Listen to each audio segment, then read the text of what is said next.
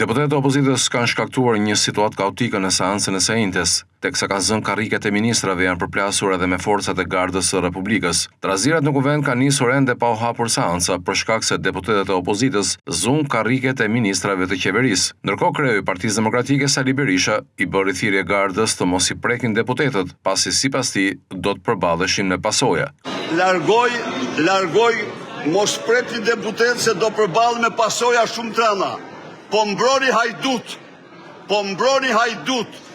po mbroni kriminal, mos prek deputet, zbatoni urdhat e hajdutve, ju është turp, ligji do jeti rrep mbi ju. Kryedemokrati ka replikuar me ministrat gjatë razirave në kuvent, ndërsa i kanë përmendur ish deputetin Ervin Saliani. Berisha dëgjohet duke ju thënë, e gëzofshi atë e gëzofshi.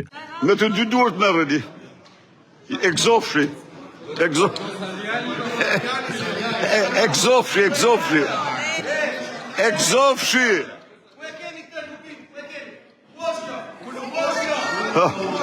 Atë egzofshi atë.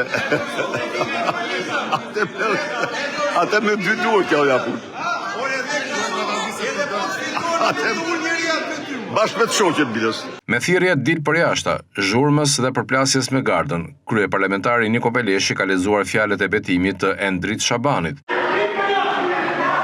Betohem se gjatë kryerjes detyrave të mia do të mbroj KBE lirit dhe të drejtat themelore të njerëzve pa dallim, në përputhje me Kushtetutën dhe me ligjet e Republikës së Shqipërisë. Zoti Shabani.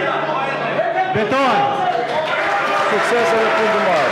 Fillojmë me çështje sipas rendit fikës.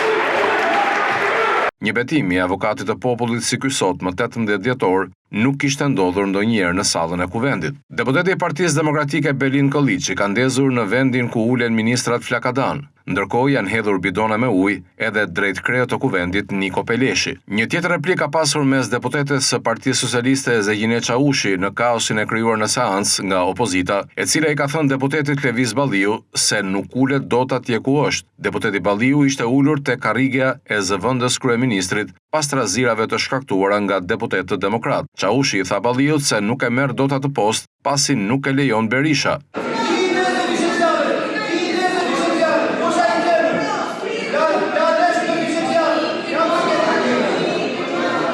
Në vijim, kryeparlamentari Niko Peleshi ka përjashtuar nga seanca deputetët demokrat Lëviz Balliu dhe Flamur Noka. Përjashtimi i Balliut erdhi pas tensioneve në kuvent, ku nuk munguan flakadanët apo shishet e ujit në drejtim të Niko Peleshit. Situata kaotike e krijuar detyroi kreun e kuventit Niko Peleshi të ndërpriste me 5 minuta seancën në mënyrë që të qetësojë situata pas tensioneve në kuvent. Menjëherë pas pushimit, seanca kaloi në votim pas propozimit të kreut të grupit parlamentar të Partisë Socialiste Tauland Balla, i cili shpreh që rendi i ditës të votojë pa diskutime pas rrëmujeve të shkaktuara në seancë nga opozita. Në vlerësim të kësaj pamje të paralajmëruar me shpresën se do të motivohen mbështetësit e Partisë Demokratike për të shkuar nga 300 në 400 protestues në protestën e paralajmëruar të ditës hënë,